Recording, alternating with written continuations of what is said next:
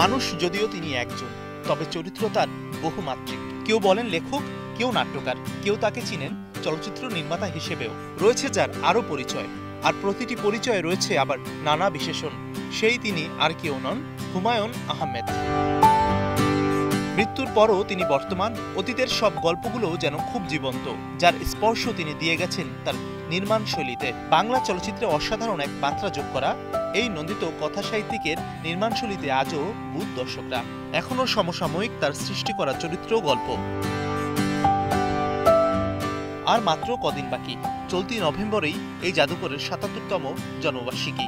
ক্যালেন্ডারের পাতায় ১৩ নভেম্বর তাই বিশেষ উপলক্ষ। আর বিশেষ দিনটিকে কেন্দ্র করেই উৎসবের আয়োজন করেছে স্টার সিনেপ্লেক্স।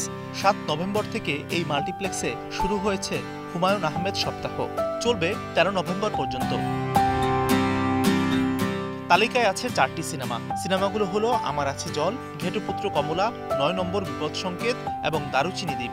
রাজধানীতে অবস্থিত স্টার সিনেপ্লেক্সের সীমান্ত সম্ভার, সনি স্কয়ার এবং সামরিক জাদুঘর শাখায় ছবিগুলো দেখতে পাবেন দর্শকরা। এক্ষেত্রে বিশেষ অফারও থাকছে দর্শকদের জন্য। স্টার সিনেপ্লেক্সের কাউন্টার থেকে একটি টিকিট কিনলে ফ্রি পাওয়া যাবে আরেকটি। Mazharul Tamim, star news.